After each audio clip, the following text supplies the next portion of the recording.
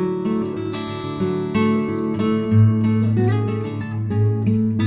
Então vamos elevar nossos pensamentos ao nosso Pai Criador, sempre agradecendo por tantas oportunidades que Ele nos deu aqui, por Ele estar sempre nos abençoando, pelo seu amor que é tão grande, tão grandioso, que todos aqueles que já aprendemos a amar continuam a fazer parte da nossa jornada, da nossa caminhada, mesmo que em alguns momentos estejamos distantes deles. Por bondade do Pai, sempre iremos nos reencontrar. Hoje teremos esclarecimentos sobre essa bondade do Pai, mas como é bom a gente acreditar que os nossos laços de amor, de afeto, de carinho nunca se rompem. Então, Senhor, por mais isso, lhe agradecemos e por tudo que tem nos ofertado, agradecemos ainda mais. Fique conosco, nos ampare, nos auxilie a estarmos sempre buscando o nosso aprimoramento. Que assim seja.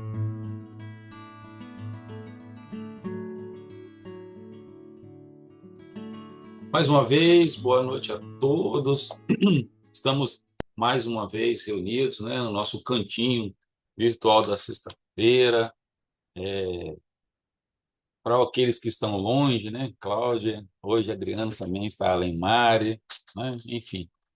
Então é muito bom a gente poder ter essa oportunidade de nos reunirmos e podermos falar sobre esses assuntos que impactam tão diretamente em nossas vidas, né, como a gente tem percebido ao longo da trajetória desta família, né, Onofre, Luísa, Henrique, e todos os outros.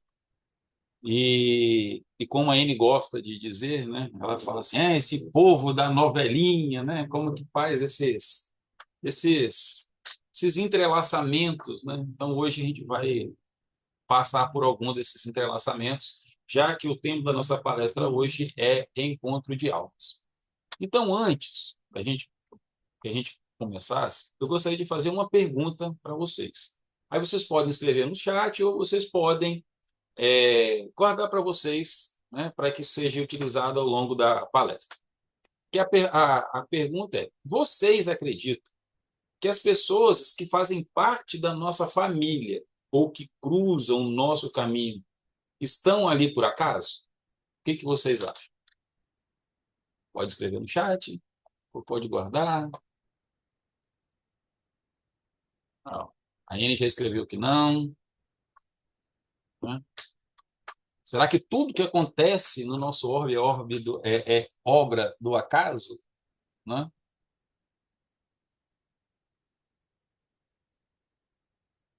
Ah, que não é acaso. Então, todos nós, muito obrigado, né, pelas perguntas, pelas respostas, pela interação. Então, exatamente isso que a gente vai tratar hoje, né? Por quê? Muitas vezes nós olhamos para as dificuldades que a gente tem no nosso dia a dia, os conflitos que nós temos dentro da nossa própria casa, e a gente se pergunta muitas vezes, né, por que eu? Por que eu tenho que conviver com essas pessoas ou com aquela pessoa, né? Então, assim, isso acontece muito no nosso dia a dia. Eu mesmo, às vezes, pergunto, né, puxa, o que eu estou fazendo na minha família? Na minha família, por exemplo, né, só tem eu de espírita, né? Meus irmãos são todos evangélicos. Então, eu sou a ovelha negra dentro da casa. Né? Mas a gente tem um propósito. Né? E aí eu ainda estou tentando descobrir qual é o meu dentro, mas nós não estamos nos reunidos por acaso. Joana de Ângeles, ela tem um livro que eu acho que seria para quem, principalmente para quem é pai e mãe, né? Lógico, quem também é filho, né? E tem pai e mãe, e também é pai e mãe, vale muito a pena, que se chama Constelação Familiar. Então, ele vai trazer todo o arcabouço, porque é o papel do pai, o papel da mãe, né, o papel dos filhos, e o principal, né, o porquê que essa constelação ela é formada, que está dentro do nosso tema hoje. E Joana traz, dentro do conceito dela, né, ela diz que a família é um verdadeiro laboratório de almas. Então, ou seja, o lar, ele não é um agrupamento casual. Quando a gente olha lá dentro da lei da sociedade, a gente olha a literatura, é, o Pentateuco, kardeciano, a gente vai ver que a estar em sociedade é algo primordial para a progressão dos mundos. E a sociedade, ela começa onde? Ela começa exatamente dentro das famílias. Então, seja, aí continuando, o conceito de Joana, notei para eu não esquecer, que o lar ele não é um agrupamento casual. É um lugar onde as nossas arestas morais são polidas através do atrito da convivência. Aí ela, mexeu com a gente mesmo, O atrito da convivência. Eu acho que é isso que mais né, que faz com que a gente consiga progredir. Então, durante toda a trajetória deste estudo, está sendo baseado na obra, de Ezequiel e Adriana, que perdão a chave, da liberdade. E nós temos um personagem, principal nessa obra, que é Onofre. E no caso de hoje, vai ser através do Onofre que a gente vai conseguir entender como que a espiritualidade acaba orquestrando, ou como diz a N, criando a novelinha dos nossos reencontros. Então, quem que foi o Onofre? O Onofre, em uma vida passada, segundo a literatura, segundo o livro, ele foi um cara muito presunçoso, ele era desonesto, ele dava mais importâncias a bens materiais. A gente vê isso rotineiramente, E, durante isso, prejudicou muitas e muitas pessoas para ficarem ricos. Mas, o que nós aprendemos na fraternidade? Nós somos uma casa de misericórdia. Então, a misericórdia vem, e a gente também vê isso. Eu gosto muito de falar do Código Penal da Vida Futura, porque é onde que eu sou mais ali, puxar das orelhas. Mas o que a gente aprende nos nossos estudos aqui na fraternidade? O que a gente aprende, lendo qualquer obra? Que a vida, ela não vem para nos punir. Então, a espiritualidade, Deus, nos dá uma vida encarnada para nos punir. Mas, na verdade, é para nos educar. E o que acontece com Onofre, e aí é o seguinte, o que acontece com Onofre, e aí o exemplo de Onofre se estende às nossas vidas, que é o quê? Para que ele não perdesse, novamente aquela reencarnação, para o materialismo, o que a espiritualidade faz lá no departamento das novelinhas, que é no departamento da reencarnação? Faz ser verdadeiro, monta o quê? Uma grande rede de amor e de resgate. Foi montada no plano espiritual a fim, da salvação de Onofre. Lógico que não é só a salvação de Onofre. A gente vai ver que, ao mesmo tempo, todos vão, vamos dizer assim, melhorar. E aí o que acontece? Ao longo, dessa trajetória, e a gente sabe que no processo reencarnatório, as pessoas que vão estar na nossa constelação, algumas vêm por voluntários, outras a gente vem porque a gente vê quem sabe que a gente vai ter que resgatar. E na história de Onofre, o primeiro que se voluntariou para esse resgate foi Henrique. E quem era Henrique? Numa vida passada, ou seja, na vida passada, Henrique, ele tinha sido, aí, Enio, começa a historinha. Henrique tinha sido o pai de Onofre. Ele foi um homem muito honrado, mas ele confessou que ele foi um pai muito omisso. Então, o que acontece? Por essa omissão, ele acabou não corrigindo os defeitos do filho. E aí, a gente começa, aí por acaso, esses dias, numa palestra na fraternidade, estávamos falando exatamente sobre isso, essa relação de pai e filho, como o pai deve ou não corrigir o filho e os efeitos que isso causa no filho quando o pai não esquece do seu papel de pai e acaba não direcionando o filho, que foi o que aconteceu. Então, por ele não ter corrigido os defeitos do filho e por dar a ele tudo que ele pedia, o que acontece? Henrique, então pai de Onofre, viu ele se transformar em quê? Em um homem desonesto. Então, a dor que ele teve por ver que o seu filho caiu foi muito grande. E Henrique, ele morreu muito cedo de desgosto. Então, o que acontece? Aí, voltando lá no Ministério da Reencarnação, preparando as encarnações, ele, então Henrique, falou o seguinte: para eu me redimir, eu quero reencarnar como o filho de Onofre na vida atual. Só que, neste processo, o Henrique ele já sabia que a vida dele seria curta, como a gente viu no livro. Então, ou seja, o seu desencarne, que foi precoce, já era algo programado. E a gente sabe que essa morte prematura causou um baque muito grande na vida de Onofre. Mas foi essa dor, né, essa dor de alma, que veio transformar, como a gente viu, a vida de Onofre. Só que, como está na lei da sociedade, nós não evoluímos sozinhos. Então, essa rede ela nunca é formada sozinha. E para ajudar Onofre, quem é que veio? Veio a sua esposa nesta vida, do qual nós aprendemos que é a Luísa, né? A sua própria mãe, né? Eles já haviam assumido um compromisso de reencarnar, ou seja, o Henrique, junto com a Luísa, de encarnar com Onofre para sustentar. Então, Luísa, ela tinha um coração muito cristão, vamos assim dizer, né? Muito voltado para os ensinamentos do Cristo. Então, ela precisava estar ali sempre para apoiar, e a gente viu esse apoio ao longo da trajetória do livro, apoiando o Onofre nos seus momentos mais sombrios, mais dolorosos. Então, quando a gente olha o processo reencarnatório, tudo aquilo que a gente vê nos livros de Chico, o que a gente já escutou de, né, de palestra aqui na Fraternidade, que a gente já viu Joel falar, mas uma coisa, observando tudo isso, o que, eu aprendi? Que o amor, ele sempre se antecipa à dor. Então, ou seja, a misericórdia de Deus sempre vai nos amparar, sabendo que a gente vai passar por algo.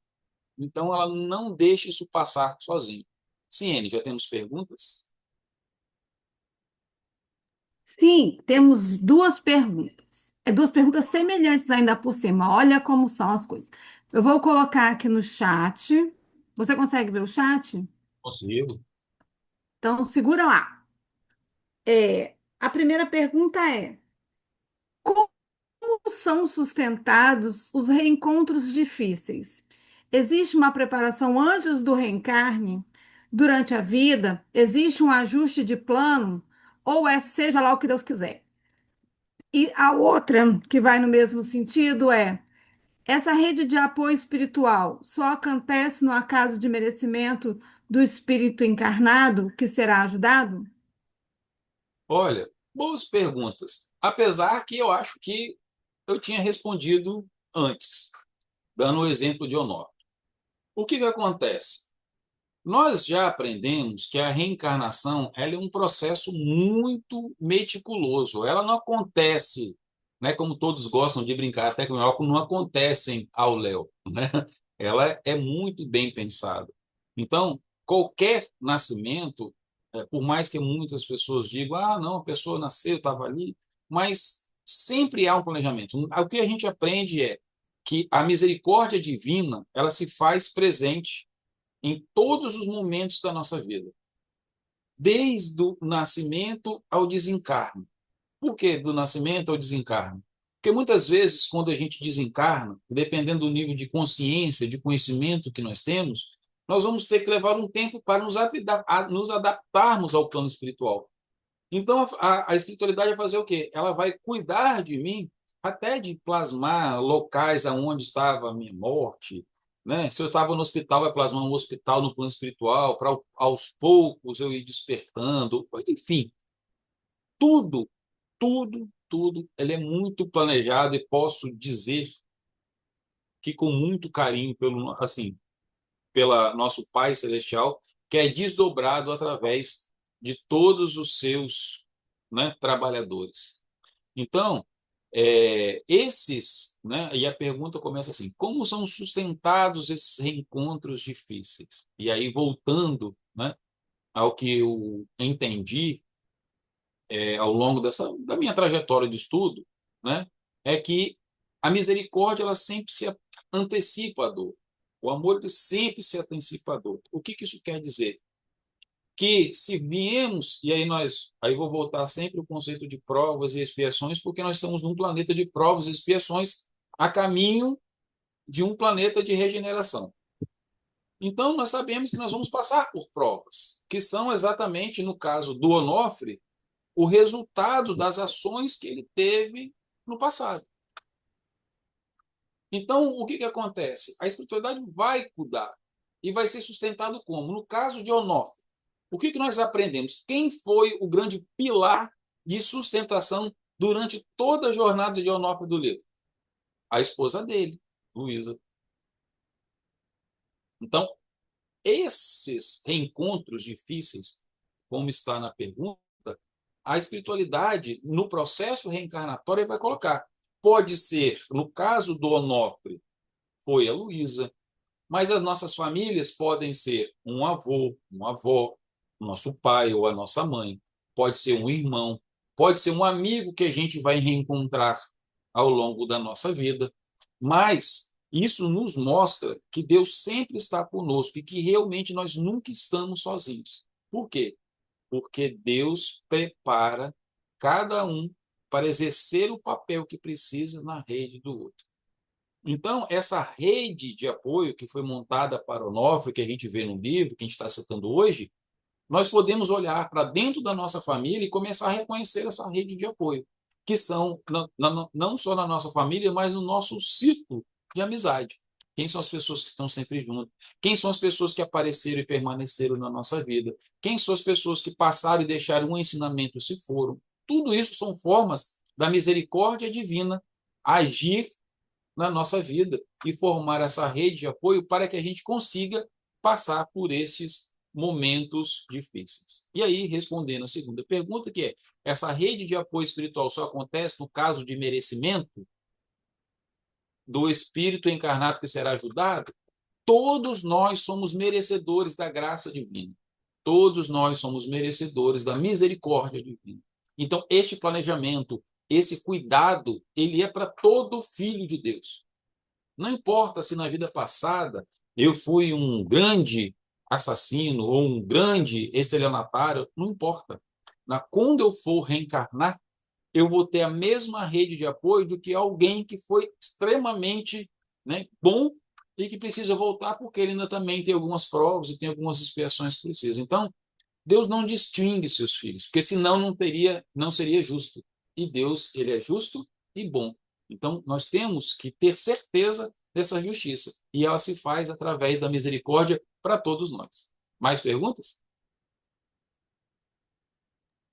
Sim, aí você despertou agora a curiosidade e a continuidade do entendimento, né? Será que a insistência na vivência com certos padrões de pessoas e com pessoas difíceis seria a vida tentando lapidar as arestas de um reencontro que precisa de perdão?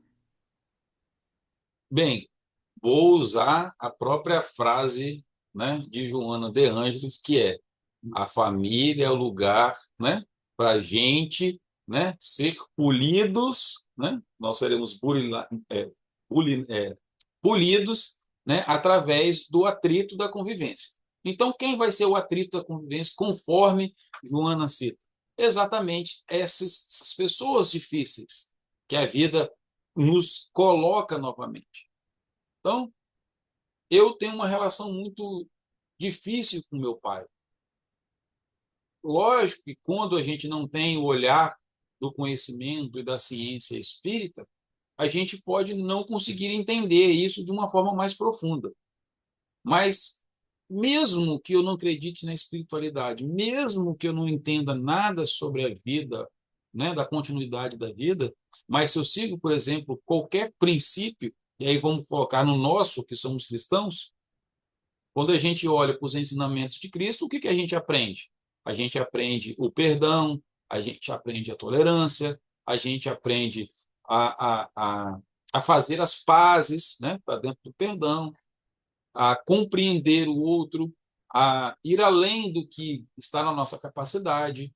Então, mesmo que a gente não consiga compreender ou que nós não temos conhecimento da dinâmica espiritual, Mesmo no conhecimento material, a gente sabe que se a gente tem algum problema de relacionamento, esse problema está surgindo para nos trazer. Então, se a gente vai para a psicologia, a gente vai ver isso como, né, uma projeção da nossa sombra, algo que a gente precisa tratar.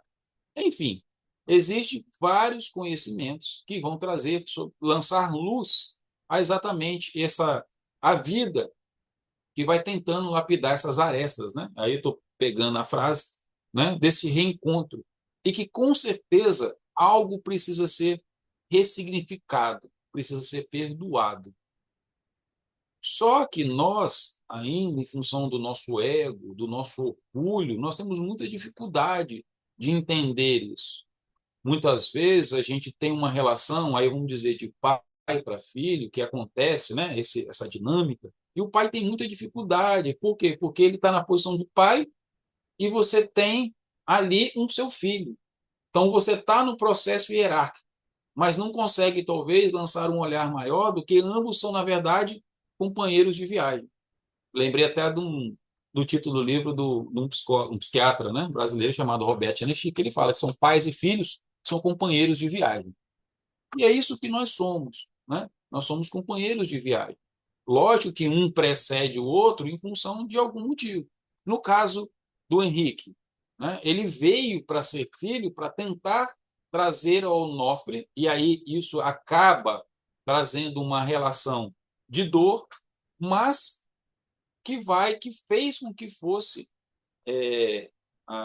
o empurrão que o Onofre precisava para que ele pudesse, né, deixar de executar aqueles padrões, porque a gente, quando encarna, a gente continua executando os nossos padrões da nossa última vida ou das nossas últimas vidas. E aí, como a gente já aprendeu, e algumas literaturas falam, que a dor é o agulhão do progresso. Por quê? Porque 99% de nós que ainda estamos em tarefas de provas e expiações, nós só andamos com a dor, porque enquanto está suave, a gente quer ficar, né, na boa. Então, o que acontece? Né? O objetivo desse grupo de vivência, né, pode ser desafiador, pode ser doloroso, é o quê? Exatamente, né, juntar, polir essas imperfeições, né, trabalhar com que né, com que os membros eles possam inspirar uns aos outros, né, e a partir daí começar a trabalhar a solidariedade, o amor incondicional de outras formas. E isso, a Joana até traz uma um conceito que eu gostei muito, que ela chama de tarefa ativa de reeducação espiritual, que é exatamente o quê? A nossa tarefa de convivência. Porque, ao mesmo tempo, aí eu vou usar o termo, né, dela, da nossa constelação familiar, nós somos educadores e nós somos educandos. Porque a vida une esses padrões para quê? Para que a gente possa transmutar essas dívidas, que a gente possa transmutar e transformar essas mágoas, né, que advêm lá das nossas vidas passadas, em um aprendizado conjunto. Isso que eu vejo que é a grande beleza do planejamento, né, do reencontro de almas. Porque o crescimento ele não é único, só meu ou do outro. Ele é um conhecimento familiar, é um conhecimento conjunto, é um conhecimento de sociedade. Ok? Temos mais perguntas? Tem um que é do milhão.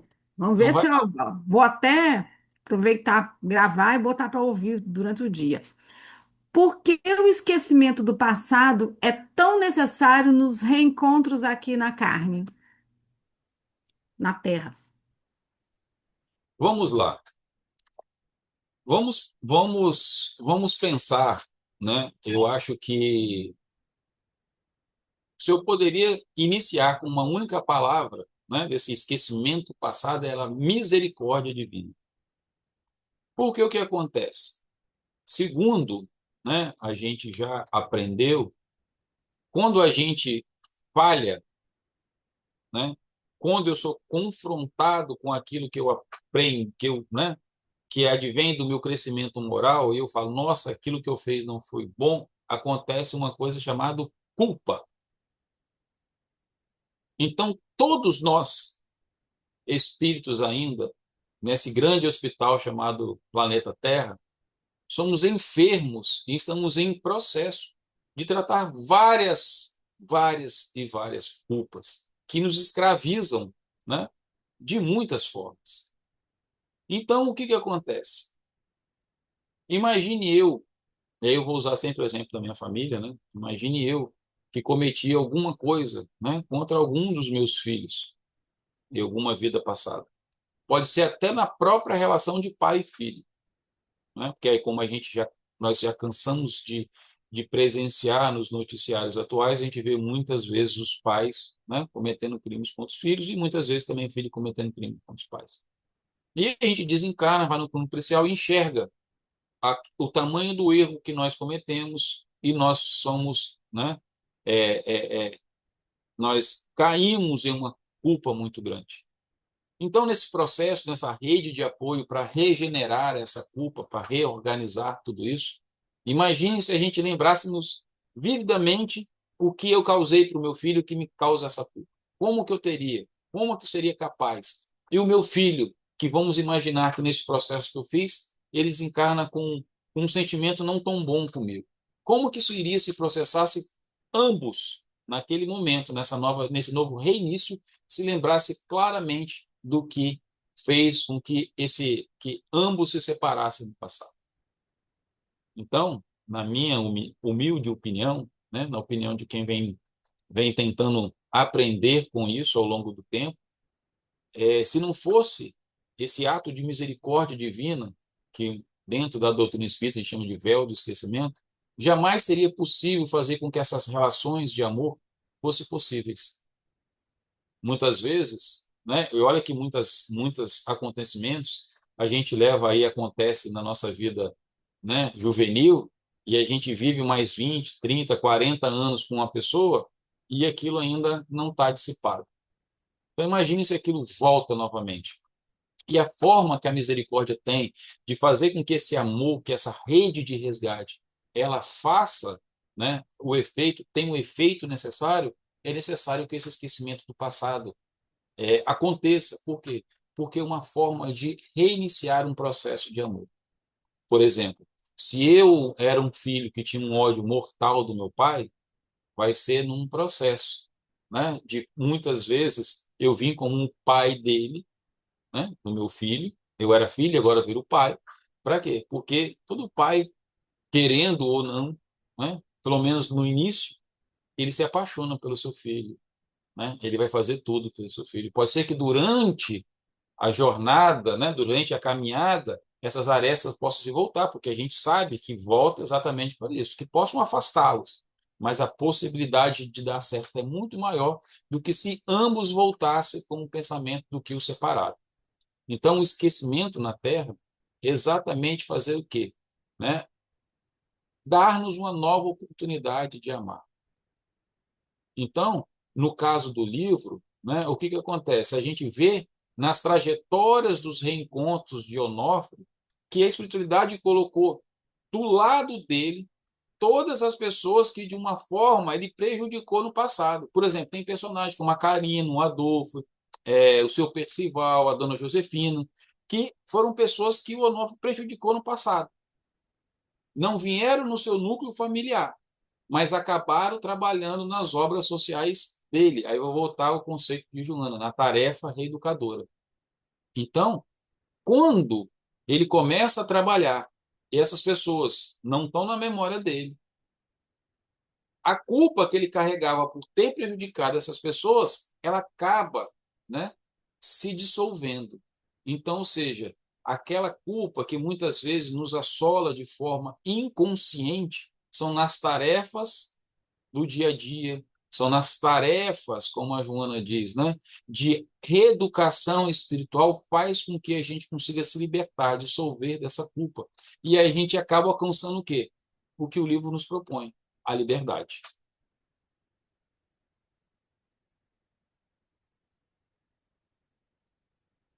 Mais perguntas? Pode perguntar? Posso. Tem. Quando você não esquece, bem esquecido, tem uma pergunta nesse sentido. Quando você conhece alguém e é o famoso santo não bate, que sem motivo aparente, começa a sentir uma desconfiança, uma barreira inexplicável, será que não é o seu espírito reagindo a um reencontro de outra caminhada? Eu acho que a própria pergunta se explica, né? O que que acontece? Essas simpatias ou antipatias, porque o que acontece? Aqui a gente está falando, quando se conhece alguém e o famoso santo não bate, mas também vamos olhar para o outro lado. E quando o santo bate, né, imediatamente? Não tem as duas coisas, né? Então, essas simpatias imediatas ou as antipatias inexplicáveis são exatamente a reação do nosso espírito a estes laços, sejam de dívidas ou sejam de afetos que foram construídos em vidas passadas. Por quê? Quando a gente vai lá no Evangelho segundo o Espiritismo, e a gente vai lá da família material e a família espiritual, o que, que a gente aprende? Né? Que os laços formados no plano material, mas que são significados de amor, que são significados, né? Que a gente tem como que é a palavra? Quando a gente gosta de alguém, eu esqueci agora a palavra, depois eu vou lembrar. O que que acontece? Essas uniões, né? Elas se perpetuam além da família material. E lógico que ao longo de todas as nossas do nosso processo reencarnatório, nós passamos por inúmeras famílias. Então a gente vai ter inúmeras pessoas que são os nossos afetos e os nossos desafetos. Então, o que que acontece? Mas voltando especificamente à pergunta, essa barreira do santo não bate, geralmente, né, que quando a gente também vai no Evangelho segundo o Espiritismo, a gente vai falar a causa da a justiça das aflições, dos inimigos, isso está tudo lá no Evangelho segundo o Espiritismo. É o quê? São esses reencontros que são de dívidas ou de vinganças. Né? Então, o que, que acontece? A vida vai nos inserir em grupos familiares que vão funcionar verdadeiramente como laboratórios de alma. E vai ser de que forma? Que através dessa relação é que essas arestas, né, morais, né, de nossas dívidas, de nossas vinganças, elas vão ser trabalhadas ao longo do tempo. Então não tem jeito. Nós vamos passar por isso. Então, essa antipatia que a gente sente nada mais é do que a nossa memória inconsciente, né? Não tem um quadro aqui para desenhar, mas eu sei que vocês já viram essa ilustração, né, de um iceberg. Né? Você tem uma pontinha e depois, que é a menor parte do iceberg, e por baixo da linha da água a gente tem, né, toda a raiz do iceberg. Isso somos nós. Essa memória que nós temos, que lembramos, essa partezinha de cima, nossa memória consciente. Mas inconsciente que está por trás. É um mundo inexplorado. A gente vê a psicologia cada vez mais tentando adentrar do inconsciente, que é exatamente o nosso espírito alertando sobre pendências não resolvidas. Uma vez eu vi uma palestra, né? Não sei se todo mundo conhece, mas existe um médico, ele né, já escreveu vários livros, que é o Robson Pinheiro, ele tem né, como fosse o irmão dele, o Marco Leão, que também escreve, né, parceiro dele na caminhada. E ele estava contando o seguinte, que o Marco eles tinham um amigo em comum e que o Marco não gostava do cara e não gostava de ficar de costas para o cara, e assim, o Robson não entendia por que aquilo acontecia. E depois foi revelado que em uma vida passada, este amigo em comum deles tinha ferido o Marco com uma facada no pescoço e por isso que ele não tinha essa sensação. Então, ou seja, o nosso inconsciente lembra de tudo. A gente vai chegar perto das pessoas, a gente vai sentir. A gente pode não encontrar o motivo, mas eles acontecem e traz. Por exemplo, no caso do livro, a gente vê Ernesto e Paulo contra Onofre. Marca exatamente sobre isso. Né? Estes dois espíritos, inclusive Paulo, que a gente vê, ele, por exemplo, por vingança a Onofre, ele lança energia, quando o Henrique está doente, ele fica ali, né, lançando energias para que o Henrique não se recupere, para que o Onofre sofra com a perda do filho. O que é isso? O sentimento de vingança.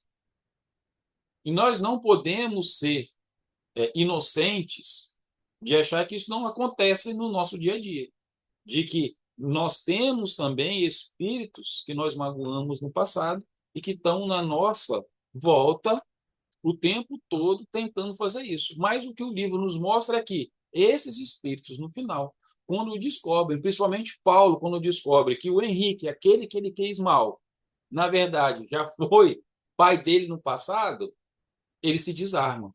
E a partir daí ele tem um novo recomeço. E muitas vezes é isso que acontece nas nossas vidas, nos nossos agrupamentos familiares. Então, ou seja, né, com o tempo, as nossas tarefas de reeducação, onde nosso objetivo é trabalhar essas imperfeições, ela vai transformar essa antipatia, né, ou muitas vezes até um ódio inconsciente, em quê?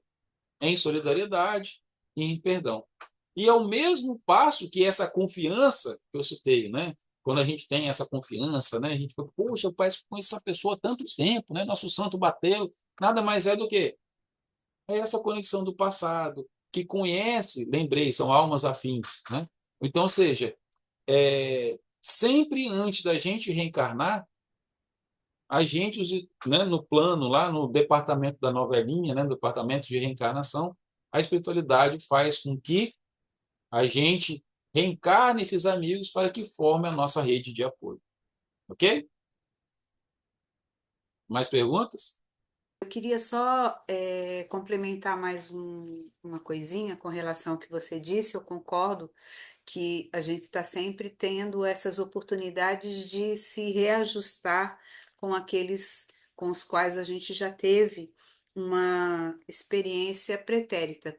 Mas nem sempre a gente vai reconhecer no outro essa identidade daquele que já foi alguém tão próximo. Às vezes a gente pode perceber no outro uma energia ou uma forma de comportar ou algum hábito do outro que nos reporta a esses acontecimentos passados. Então, alguém que você reconhece que tem um sentimento de inveja, alguém que você sabe que pode te trair, alguém, sei lá, alguma coisa que pode acionar essa tua lembrança de algo que já aconteceu, não necessariamente que aquela própria pessoa tenha sido o responsável por esse sentimento. É só para a gente não achar que é sempre isso, né? A pessoa que a gente se identifica com simpatia ou com antipatia, com certeza foram pessoas com as quais a gente conviveu. Só isso. Vamos lá. A pessoa perguntou assim: diga-me com quem andas e te direi quem és. As pessoas que atraímos hoje dizem sobre a nossa sintonia espiritual? Good question, né? Bem, essa frase é uma frase que ela é muito, a gente sempre fala muito e quando a gente a gente adentra o universo espiritual, a gente está falando de vibração, de frequência, a gente consegue entender que essa afirmação ela é muito verdadeira, mas em partes. Vou te dizer por quê. Por exemplo, quando a gente olha o exemplo do Cristo, que os sumos sacerdotes, né, o criticavam por ele andar entre, né, o povo da ralé, né, as prostitutas, né, os criminosos. Se a gente seguisse essa linha direta, a gente diria que Jesus seria como eles, concorda? Porque eles estavam andando no meio deles, que ele andava com leprosos. A gente vê que não é bem assim, né? E aí Jesus responde que ele veio para aqueles que necessitam. Então, quando a gente fala que atraímos, né, como diz a pergunta, as pessoas que atraímos hoje em dia sobre a nossa sintonia espiritual, eu vou dizer que sim, mas não no sentido negativo Então, ou seja, porque eu traio muitos problemas, é que eu tenho sintonia com o problema. Ou se é coisa muito boa, mas nós atraímos aquilo que nós necessitamos para a nossa evolução. Então, ou seja, quem está na minha rede, né, de resgate, quem está passando, são pessoas que eu estou atraindo. E vou atrair aqueles que eu preciso aprender. Vamos lembrar, nós voltamos ao plano material para passar pelas nossas provas e nossas expiações. O que são nossas provas? Prova, dado o próprio nome que a gente aprende na escola, né? Ou seja, a gente estuda uma matéria e depois nós vamos ser colocados à prova se nós conhecemos aquela matéria. Então, se eu falo sobre paciência, como que eu vou ser testado da minha paciência se não aparecer as pessoas que vão me causar sentimento de impaciência? Então, o que eu atraio? Aquilo que eu preciso de, que vai servir para o meu aprimoramento espiritual. Tem os meus resgates, vão estar lá nas minhas expiações. Também eu vou atrair por quê? Porque aquilo precisa de mim. Então, de uma certa forma geral, é essa sintonia das coisas que vão passar pela minha vida, das coisas do qual eu preciso para que eu possa progredir. Agora, sobre diga com quem amas, eu que direi quem és, ele está muito mais ligado às nossas intenções com quem nós estamos andando. Então, ou seja, se eu ando no meio de um monte de bandidos e a minha intenção é também ser bandido, lógico que será. Agora, se eu ando no meio de bandidos tentando recuperar aqueles que não são, que era o papel de Jesus, eu não serei como eles. Então, o que importa muito em relação a quem a gente anda é qual a intenção que a gente tem com aquelas pessoas que a gente anda. Entende? Então, isso é algo que a gente vai aprendendo quando a gente vai adquirindo consciência. Algo que a gente vai aprendendo quando a gente vai fazer o que nós estamos fazendo hoje, conversando sobre temas voltados à espiritualidade e nos apoiando em obras de grande valor moral e que sempre nos traz uma grande lição, que é o caso deste livro. Então, o que acontece? A gente vê uma transformação muito grande desses personagens ao longo dessa história, exatamente por causa da sintonia, por causa dos processos que precisavam serem feitos. Então, muitas vezes, o Onofre, ele atraiu o Paulo e os outros que eram, não, eles andaram ao lado dele por causa das dívidas passadas, não muitas vezes porque ele emitia um sinal de ser desonesto. Então, assim, a gente tem que ter muito cuidado. É lógico que, de uma forma geral, quem nos acompanha é aqueles que nos sintonizam, mas, né, a gente pode escolher quais são a nossa sintonia. Da mesma forma que a gente modula um rádio para poder escutar determinada ou não música, a gente pode modular o pensamento com quem a gente quer ou não se conectar ao plano espiritual. Próxima pergunta. Chegou uma pergunta quando você estava fazendo, acho que vai complementando e juntando o que você já falou.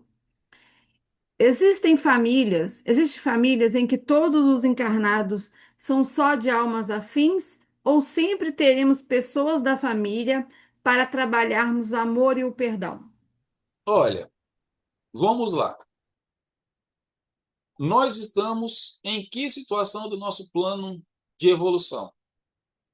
Somos um planeta de provas e expiações, ok? Não significa que todos nós, que em variados níveis de consciência, níveis de conhecimento, nós ainda temos muitas coisas que precisam ser resgatadas. Então, por analogia, eu posso dizer, né, que será muito raro neste planeta existir famílias que são só almas 100% afins, onde que ninguém tem nada a resgatar com o outro. Porque senão nós perderíamos a utilidade de estarmos num planeta de provas e expiações. Então você imagina o seguinte, nós temos tantos, olha, eu falo tantos, porque quando a gente olha, né, o passado espiritual da Terra pela literatura, é muito tempo. E nós estamos aqui há muito tempo. Então significa que nós nos relacionamos com milhares e milhares de pessoas. Muitas ficaram afins, outras viraram nossos inimigos. Então, seja, nós não podemos perder a oportunidade de, quando voltarmos à matéria, a gente não voltar com alguém que a gente precisa de educar e ser educado. Então, respondendo diretamente a pergunta, né? Existem famílias? Pode existir. Não vou dizer que não existem, mas serão mais raras. Por quê? Pela oportunidade que este planeta nos dá da gente nos ressignificar, da gente nos reequilibrar com aqueles que um dia nós fomos responsáveis pelos desequilíbrios dele, frente a gente ou frente ao outro. Porque nós temos também essa responsabilidade. Nós temos o poder de influenciar as pessoas. Nós podemos influenciar nossos filhos, nós podemos influenciar nossos pais, nós podemos influenciar nossos amigos a agirem contra outras pessoas. E quando isso acontece, a responsabilidade também é nossa. Então, ou seja, nós temos muitas ainda, muitas e muitas expiações, ou seja, funções dos passados, do nosso passado espiritual, que precisam ser organizados nas nossas próximas reencarnações. Então, mas, vamos sempre lembrar, nós sempre estaremos também junto com almas afins. 100% afins? Não, mas sempre teremos ao nosso lado, no nosso processo reencarnatório, essas almas afins que, voltando, né, ao início da nossa palestra, que serão esse suporte para que a gente possa atravessar esses momentos e fazer com que a gente progrida junto a esses irmãos. Temos muito mais perguntas? Temos mais uma pergunta aqui que não fui eu que fiz, não, mas eu gostaria muito de poder saber. Qual é o prejuízo de lembrarmos as ofensas passadas? Isso não evitaria encontros desagradáveis, dores, mais dívidas para a próxima vida? Evitar não seria mais fácil? É a famosa sopa de minhoca, né? Olha só, eu gosto de pensar o seguinte: quando a gente começa a estudar a doutrina espírita, a gente aprende que existem vários níveis, né, de consciência, eu digo de espíritos. Então, conforme está na literatura, está lá no livro dos espíritos, a gente vai ter os espíritos puros e os espíritos imperfeitos, que somos, em grande maioria, a gente. Então, se eu posso entender que num processo de evolução, que todos os espíritos evoluem pelo mesmo processo, então, seja, por aprendizado, né? Ou seja, por processos reencarnatórios, seja na Terra, seja em qualquer outro orbe, significa que vai ter alguém que neste momento sabe alguma coisa a mais do que eu, ok? Essa é a minha linha, é a minha do Léo, falando sobre o processo. Então, quando eu acredito, né, que existe alguém maior do que eu, que sabe mais do que eu, e cria-se esse processo de esquecimento, estou, né, acreditando que ele sabe o que é melhor para nós. Então, ou seja, como foi a pergunta, qual o prejuízo de lembrarmos ofensas passadas? O prejuízo de nós nos lembrarmos as ofensas passadas é que aquelas ofensas, aquelas culpas, elas vão continuar nos escravizando e vão impedir que a gente faça o que é útil para o nosso crescimento.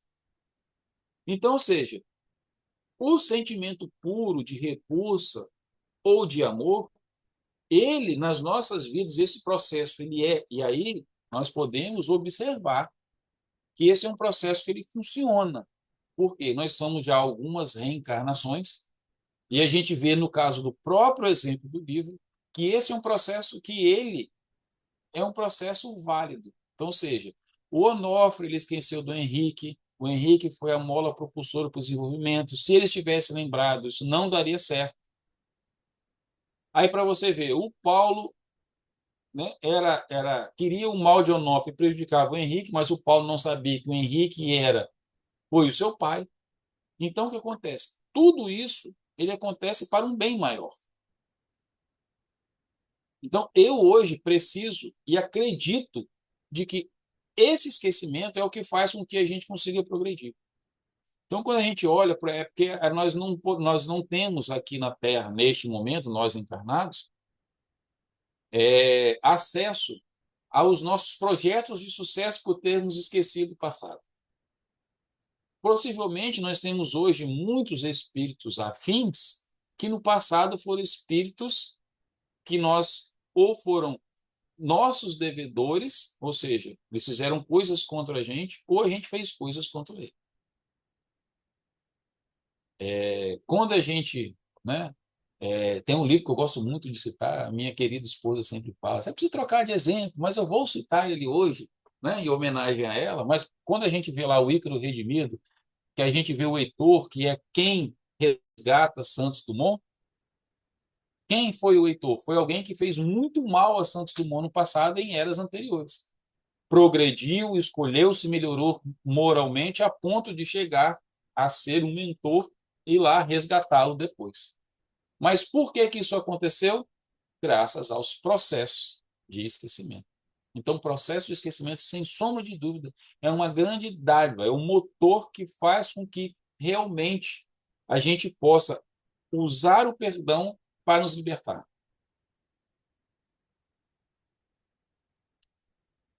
Acho que tem, a Janice perguntou alguma coisa aí, né? Não, mas primeiro responde a questão que foi que eu coloquei, porque ela veio seguida. Aí depois você responde, Janice, por favor. Ah, tá. Aprendemos que não há involução, não é isso? Exatamente. Pode. Aprendemos que não há involução, mas podemos estacionar. É possível falhar na mesma questão de vidas anteriores, repetidamente com os mesmos membros de família? É isso? Sim, sim, a resposta é sim. Por quê? Quando a gente vai no plano espiritual, que a gente combina, que a gente se organiza, mas existe esse pequeno detalhe que é o processo do véu do esquecimento. Como a gente volta. E quando entra a volta, e aí eu vou entrar já na sua pergunta, que fala ali, né, até que ponto o livre-arbítrio interfere, né? Então vai seguir, então eu vou responder as duas perguntas numa só. Quando nós chegamos aqui, nós esquecemos do passado de forma consciente, mas isso está na nossa memória consciente, mas nós temos novos poderes de escolha. Então, por exemplo, quando eu tenho consciência que no meu ambiente familiar eu tenho pessoas afins e pessoas que eu sou devedor e que eu preciso me reconciliar, tudo bem. Eu posso olhar para um comportamento de um pai, eu posso olhar para o comportamento de um irmão, posso olhar para o comportamento de um amigo, tendo um pouco mais de consciência como nós estamos adquirindo agora, e posso buscar, através do raciocínio, entender a chegar à conclusão de que aquilo ali, eu não preciso chegar ao fato gerador que gerou aquilo. Na neurolinguística, a gente fala, eu não preciso saber do conteúdo, eu preciso tratar a forma. Então, eu não preciso saber o que aconteceu. E isso que acontece quando a gente volta e esquece. Mas eu posso, por escolha, dizer, eu não quero enfrentar isso. Imagina o seguinte, é um processo que ele será doloroso, que vai haver, né, sempre trocas ali que não são amigáveis. Eu posso escolher me proteger. Muitas vezes, vou pegar o próprio exemplo do Henrique e do Onofre. O Henrique, antes de ser filho do Onofre, foi pai do Onofre numa vida passada. E ele foi um pai totalmente o quê? Que a gente aprendeu na literatura. Um pai totalmente permissivo. Então imagine que aí eu volte, porque na mesma, ali, neste exemplo, o Henrique volta como filho. Mas vamos imaginar que ele fala assim, não, vou voltar como pai e vou tentar dar limite. Aí volto eu e meu filho na mesma posição.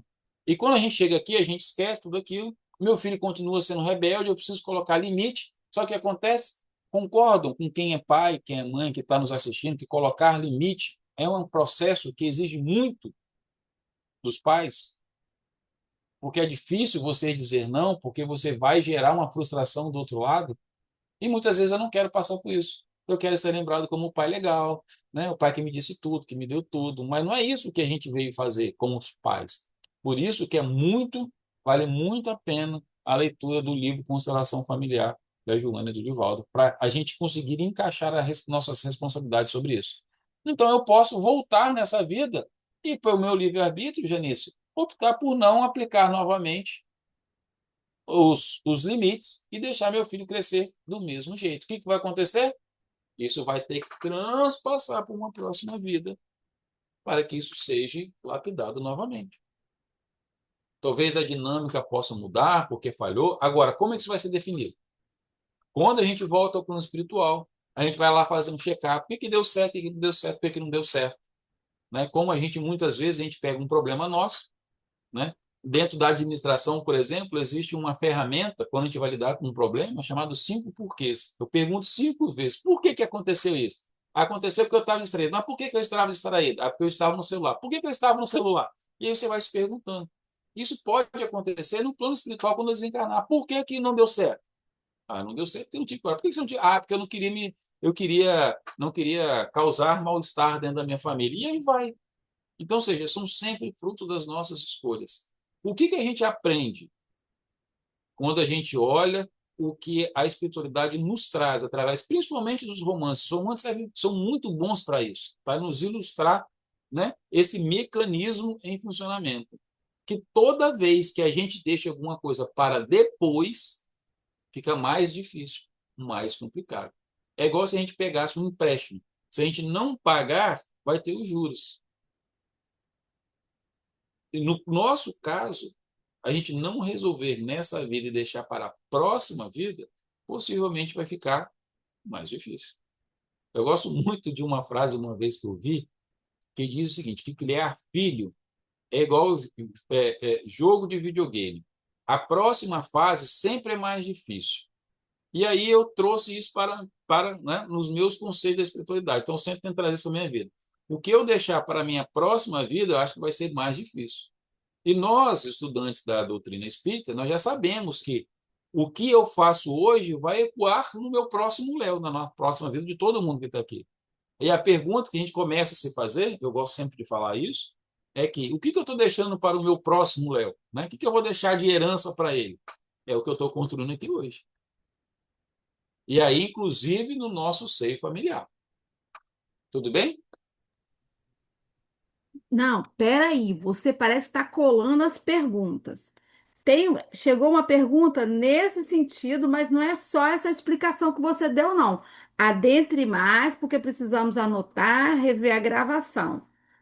Então, manda a pergunta aí, ué.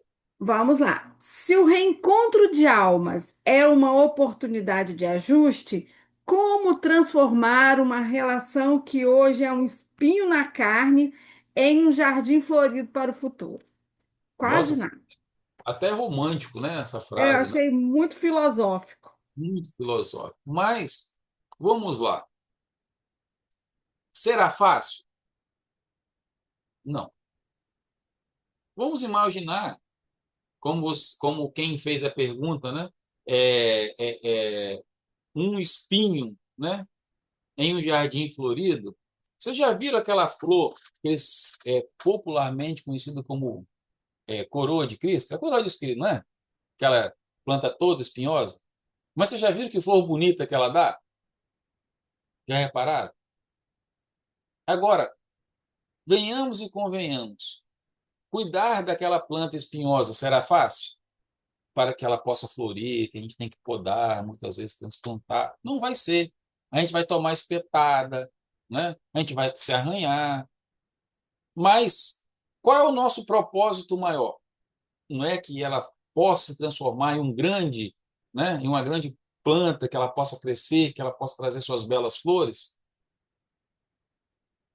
Se a gente aplica esse mesmo conceito à nossa vida e a gente está adquirindo essa consciência, não só hoje, mas através de uma construção de estudos ao longo de toda a nossa vivência, quando a gente olhar esses espinhos, mas com a intenção de transformar aquilo num jardim florido, com essa consciência, a gente vai olhar esses processos familiares, esses processos de adequação, de uma forma diferente.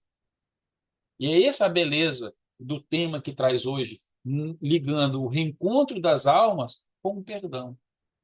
E aí volta a questão da intenção. Quando eu olho com a intenção de que eu sei que vai ser difícil, mas que o resultado vai ser um jardim florido, eu faço aquilo com muito amor. Então a gente começa a pensar o seguinte: qual a intenção que eu estou olhando os meus relacionamentos hoje? É um relacionamento de cuidar, de transformar aquilo, e aí nós já sabemos como estudante da doutrina espírita, que nós temos a lei que rege, a lei da ação e da reação. Então, o que eu quero dizer com isso? Nós já temos consciência do resultado dos nossos atos. Nós já temos consciência que nós podemos escolher. Diferente da lei da física, da ação e da reação, o que difere o mundo da física, né, normal para nós é que entre a ação e a reação nós temos o poder de escolha. Então, sempre posso escolher como eu vou reagir a uma provocação, né, a uma ação do outro na minha vida. Então, no nosso processo de reencarne, no nosso processo de planejamento reencarnatório, que a gente vai passar por essas provas. E essas provas não serão fáceis. Por que que elas não serão fáceis? Porque alguém já perguntou no passado, a gente repete sempre. Acho que eu respondi isso foi na pergunta anterior, né? Se a gente pode repetir. Então, ou seja, a gente, por escolha, por evitar enfiar a mão no espinho, por quê? Porque eu não tinha o propósito. Quando eu tenho um propósito, eu encaro o espinho. Aqui em casa, por exemplo, tem, deixa eu tentar lembrar, Bougainville. Ele tem um monte de espinho. Mas eu tenho o quê? O propósito de sempre deixar ele o mais bonito. Eu vou lá, vou cortar, vou me espetar, vai sair sangue. Mas qual é o meu propósito aqui? É um propósito de amor, um propósito de carinho. Muitos de vocês vão, por exemplo, vão ornamentar a casa e vão comprar rosas. Rosa também tem espinho. Na hora de montar um buquê, vai acontecer o quê? A gente vai se espetar, que a rosa, né? Os espinhos são doloridos. Mas a gente está tão envolvido, poxa, muitas vezes é um arranjo para minha mãe, ou para minha namorada, para o meu filho, para minha filha, para minha avó, que eu não ligo de estar. O espetar faz parte. É essa consciência que o Cristo nos trouxe, de que esses relacionamentos, eles fazem parte. Qual é o nosso propósito? Qual foi o propósito da ressignificação dos mandamentos da época de Moisés para a época de Jesus? Que o primeiro era amar a Deus sobre todas as coisas. E o segundo, não era amar o próximo como a ti mesmo? Então, amar. Esse é o nosso propósito. Esse deve ser o nosso propósito nas nossas relações. Nos encontros de almas, ainda mais como nós estamos aprendendo hoje. Porque somente, como a gente tem uma música, acho que na fraternidade, né? Somente o amor, né? Será capaz, né? De reflorir. Então, somente o amor é capaz deste processo. Então, esses espinhos, deixa eu ver aqui, né? Transformaram a relação de hoje um espinho na carne. Como que a gente vai transformar? Olhando, entendendo e tendo como propósito o amor. Como, da mesma forma, a gente coloca o propósito de amor quando a gente vai, aí eu vou deixar essa metáfora, né, a lidar com as plantas que têm espinho, mas que nosso objetivo é maior, né? Então a gente passa por esse espinho de uma forma. Espero que eu tenha respondido. Se não, vocês perguntem aí de novo. Não tenho mais perguntas. Pode continuar. Muito bem. Então, mas também tivemos pergunta para Chuchu, né? Então, mas foram perguntas que elas nos levam diretamente, né, ao cerne, ao final, né? Aí, já que a gente já passou das 9, então, se não tem mais perguntas, já posso ir encaminhando para o nosso finalmente, né? O que que acontece? O que que a gente vê ao longo desses dois capítulos, né? Vale muito, muito, muito a leitura, porque o Onofre ele cria uma um orfanato, vários daqueles espíritos que a gente viu, né, como Paulo, tinha os outros, né, que se juntaram com ele, né, eles se transmutam, se perdoam e passam através da convivência, né, vê que a, a, a mudança do Onofre ela serve de catalisador para quem está no plano espiritual também mudar. E isso é muito bonito, eu acho que isso também pode ser um propósito na nossa vida. Por quê? Assim como a gente viu que eles tinham um grupinho, né, do mal ali, que estava tentando sempre prejudicá-los, que foi transmutado, que foi contagiado pela mudança do Onofre, a gente também faz um processo de transformação na nossa vida, não só com quem está encarnado com a gente, mas também quem aqueles que nos acompanham espiritualmente.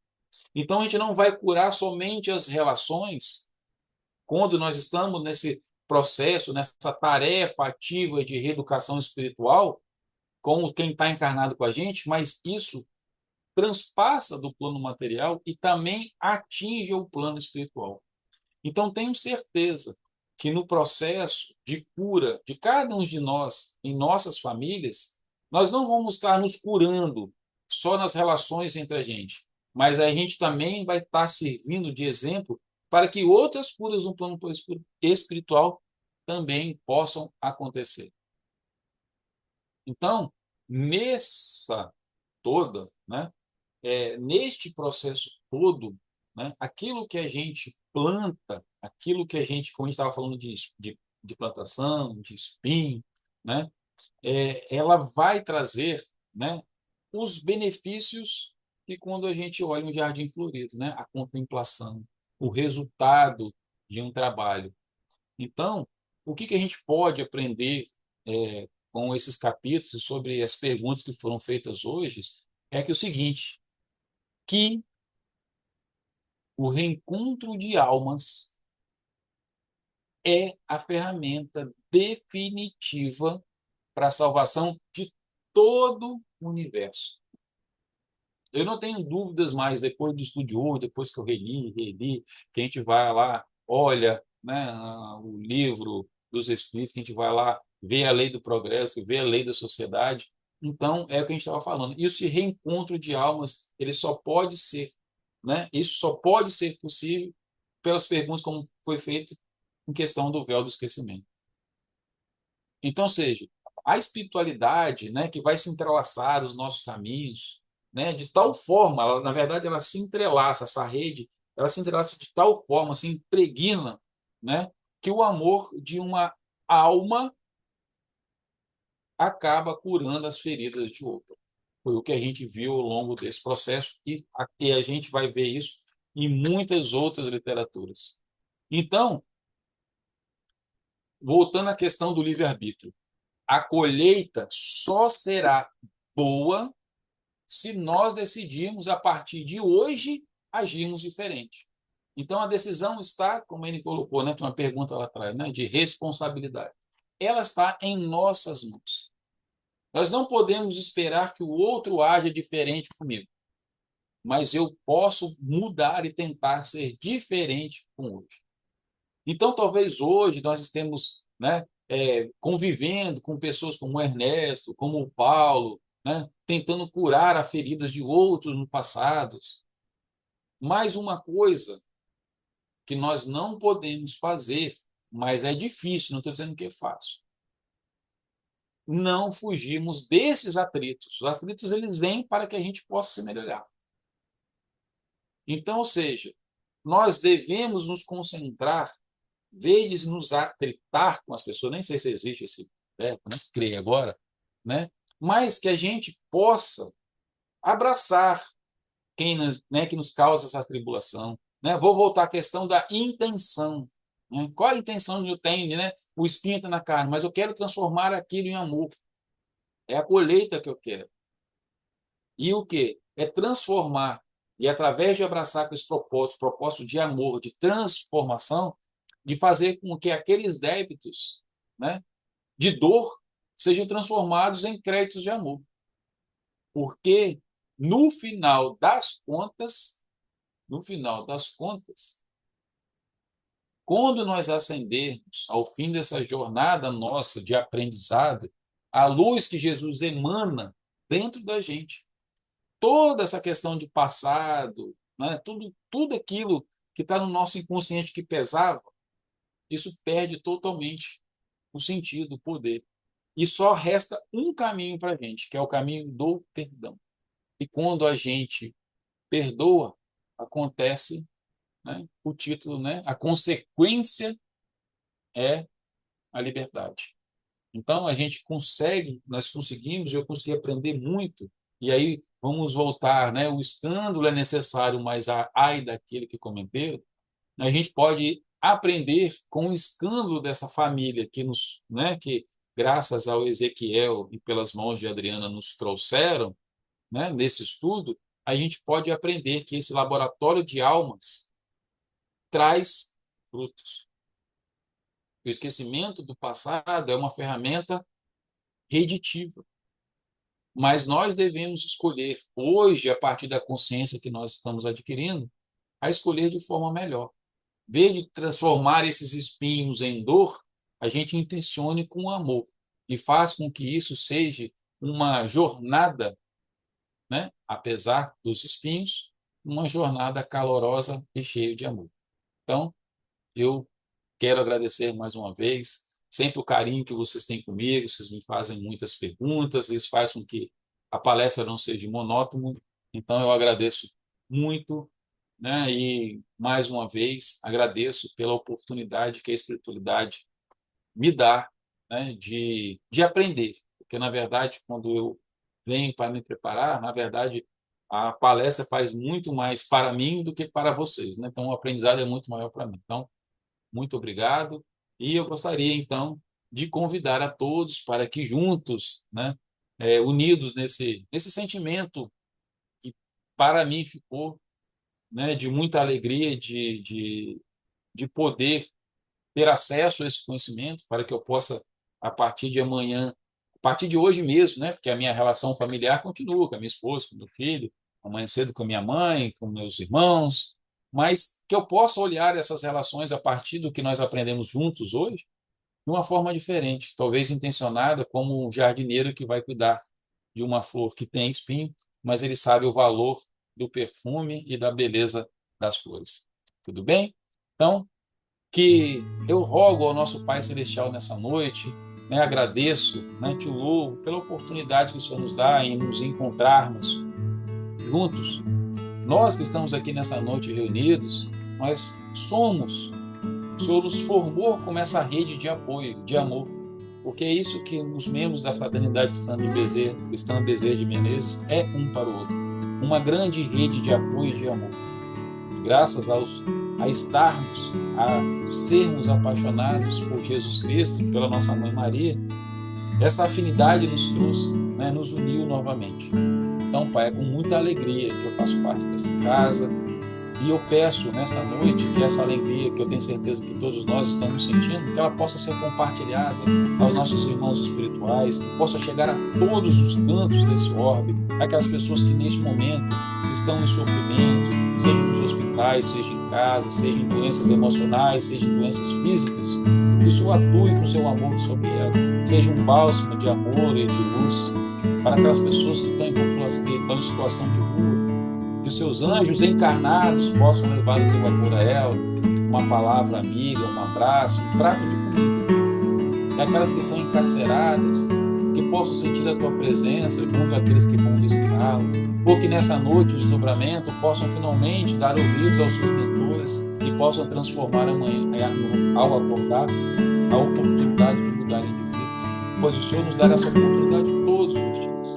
Agradecemos, Pai, com o coração cheio de amor por essa oportunidade, com as bênçãos das estrelas, da lua, já que estamos à noite, ou se quem for ver essa palestra for durante o dia, com as bênçãos do nosso sol, se espalhe em nossos dias, em nossas almas e continue nos incentivando, nos dando força a seguir junto esse caminho das nossas tarefas de auxílio e de reeducação. Que possamos estar sempre unidos, sempre em vosso nome, hoje e sempre, que assim seja.